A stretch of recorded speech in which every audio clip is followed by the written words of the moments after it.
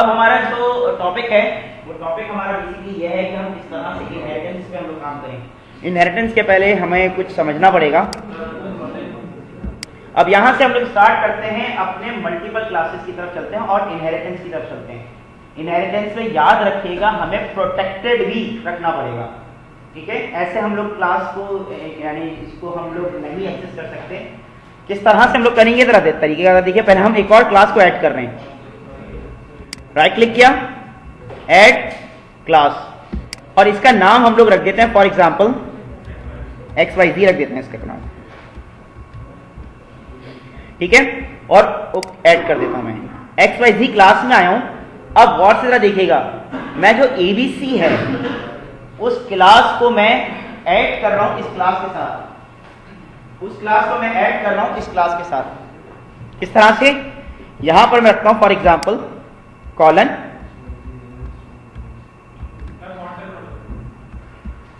Okay जनाब, यहां पर मैं रखता हूं कॉलन, इसके बाद नेम स्पेस।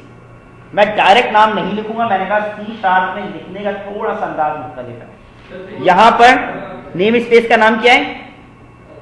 रिकॉर्ड फॉर्म जो हमने बनाया था, ठीक है। REC लिखूंगा मैं, रिकॉर्ड फॉर्म की तरफ आ गया। डायरेक्ट हम लोग नहीं लिखेंगे दूसरी क्लास का नाम, हम उसके पहले नेम स्पेस का नाम लिखते हैं, उसके बाद डॉट प्रेस करेंगे तो हमारे पास देखें क्लास भी आ जाएगी ABC, दूसरा फॉर्म 1 प्रॉपर्टी, तीनों चीज आ जाएगी। तो हमें लिंक किसके साथ करना है? हमें ABC के साथ लिंक करना है। तो नेम स्पेस का नाम लिखने के बाद जैसे ही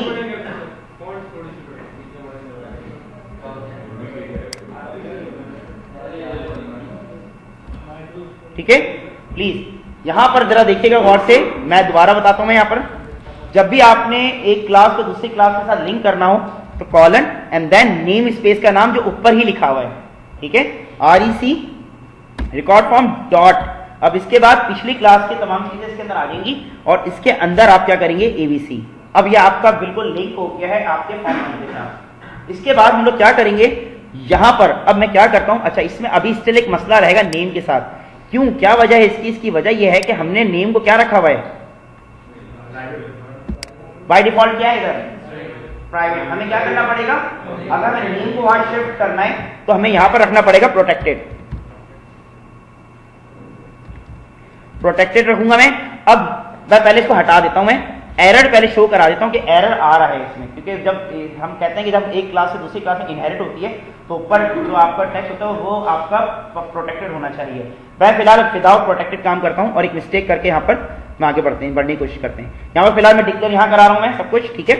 और उसके बाद यहां से नेम को मैं उठाता हूं, कट किया, इधर गया मैंने और इसके अंदर जाके मैंने पेस्ट कर दिया, ठीक है। और रिटर्न भी, अब देखिए इसमें एरर आ रहा है, एरर आपको समझ में आ गया होगा क्योंकि वहां पर मैंने प्रोटेक्टेड नहीं लिखा। इन द सेम मैनर मैं यहां पर क्या करता हूं, मैं यहां पर अब मैं रिटर्न करवा रहा हूं, रिटर्न की तरफ जाता हूं, रिटर्न नेम, यहां से मैं इसको कट कर रहा हूं और इसको जाके मैं यहां पर इसको पेस्ट कर रहा हूं, सॉरी XYZ पे जाके पेस्ट कर रहा हूं। जैसे मैंने पेस्ट किया तो यहां पर फिर एरर आ रहा है।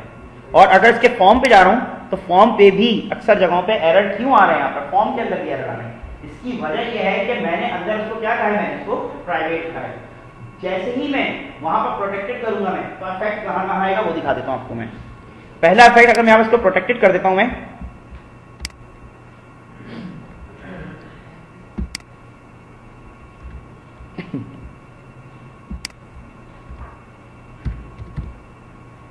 प्रोटेक्टेड किया। अब इसके बाद नीचे जाके देखता हूं मैं, यहां तो वो चीज कट हो चुकी है, ठीक है। मैं इस पे जाता हूं, मैं यहां से नाम गायब हो गया, एरर नंबर 1। और इसके अलावा मैं जब फॉर्म पे जाऊंगा मैं फॉर्म में से भी इस चीज को यहां गायब हो जाना चाहिए।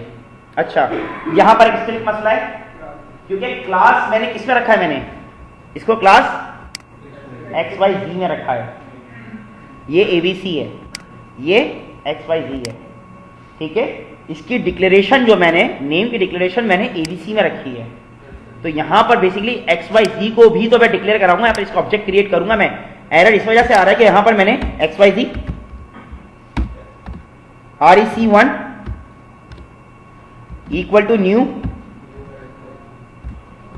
XYZ पेरेंथेसिस ओपन क्लोज, और यहां जाके मैं क्या करूंगा, मैं फिलहाल इसको हटा देता हूं, मैं REC की जगह पे मैं इस पूरे को हटा देता हूं ताकि आप समझ में आ जाए। XYZ डॉट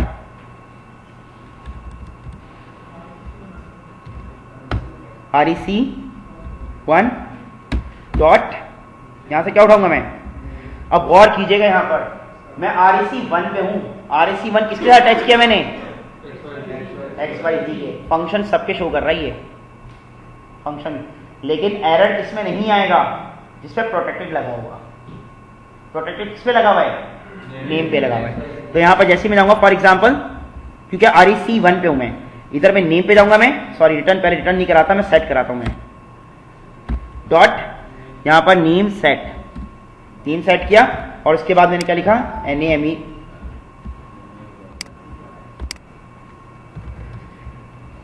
सारी चीजें हुई हैं। बस सिंपल सी बात, मैं REC की जगह पे REC1 कर दूंगा तो मेरे पास से एरर हट जाएगा। इधर मैं क्या करूंगा, मैं REC1, क्लियर है, REC1 सब हाँ वेरी, एज और हाइट किसमें था, REC के अंदर था, REC किसके साथ अटैच है, ABC के साथ, और REC1 किसके साथ अटैच है, जी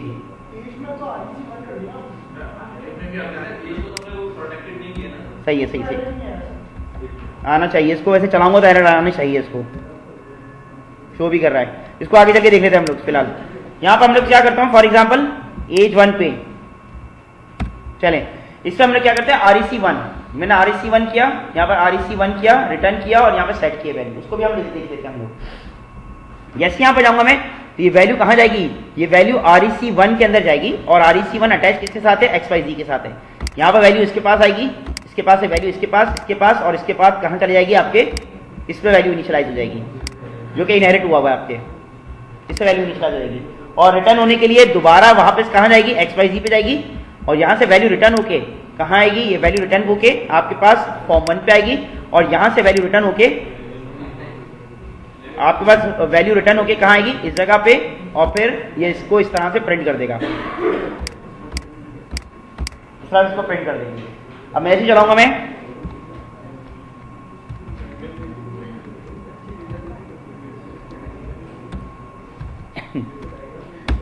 आपको उसी तरीके से शो कर रही है जनाब। अब मैं क्या करता हूं, एक और कॉम्बो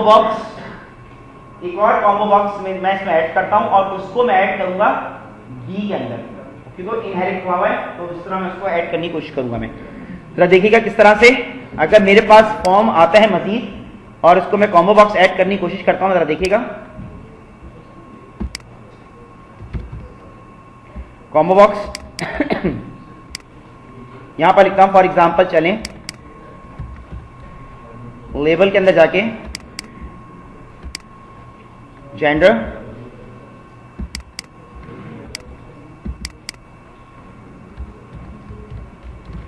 एंटर, और इसमें लेबल आइटम डालता हूं मैं, इसके आइटम में जाके देखिएगा, इसके आइटम में अंदर, इस आइटम पे जाके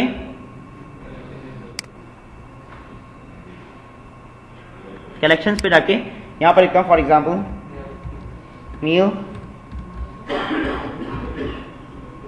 फीमेल, ठीक है।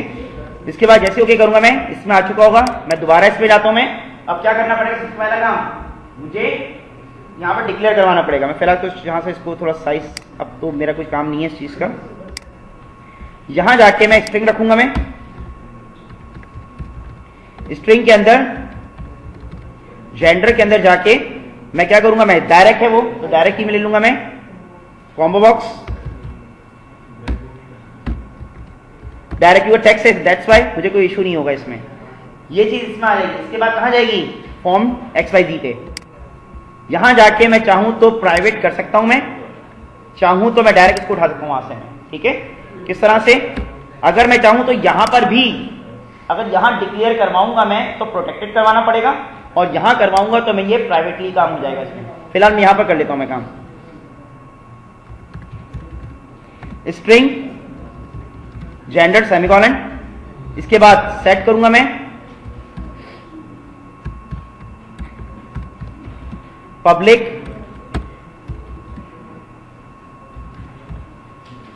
जेंडर अंडरस्कोर सेट, और इसके अंदर जाके वैल्यू क्या लूंगा मैं, और जब सेट करूंगा वैल्यू तो यहां पर मुझे क्या लगाना पड़ेगा, वॉइड और स्ट्रिंग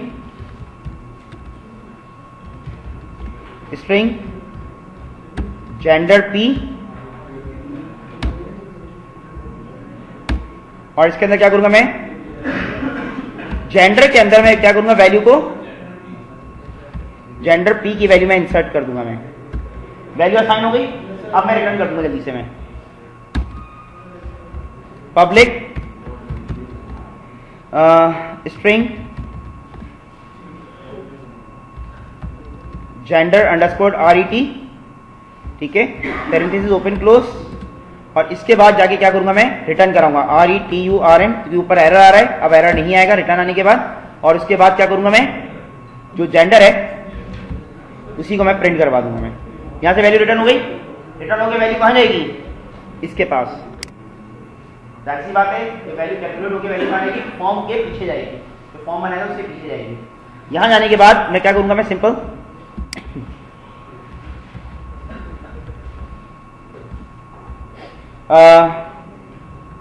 जेंडर के अंदर वैल्यू चली जाए किसकी कहां से आएगी वैल्यू,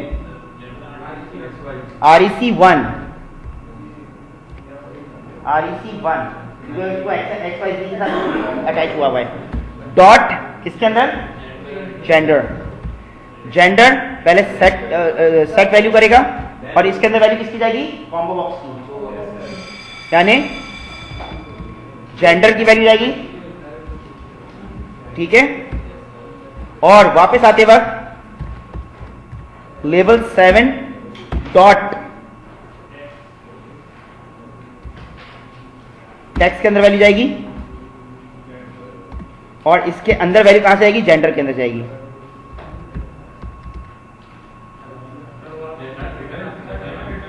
जेंडर, एक मिनट, हाँ यहां पर मैंने डॉट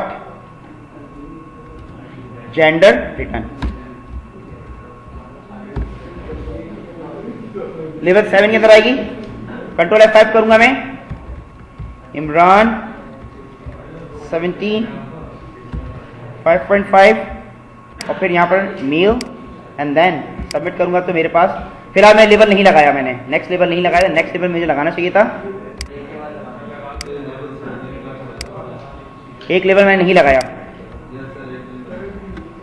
8 लेवल, 8 पे जाएगा, और इधर मुझे क्या करना पड़ेगा, 8, ठीक है। उसके बाद कंट्रोल F5,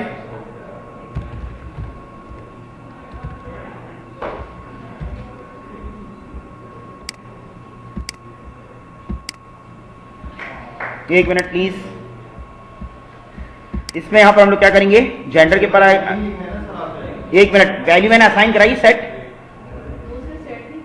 नहीं कराई, देखें यहां मुझे सेट करानी चाहिए थी,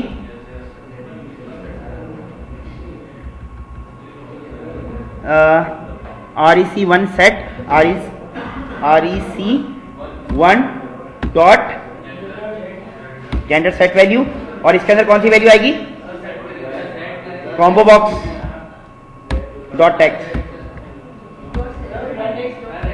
combo box dot text set होगा ना,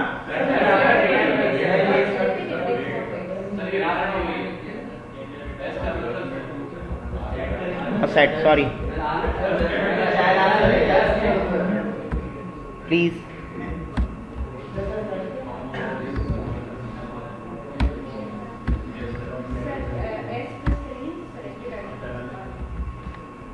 अब आना चाहिए,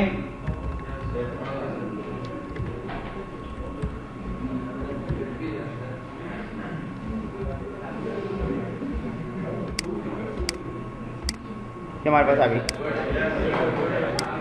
ओके जनाब, कोई सवाल?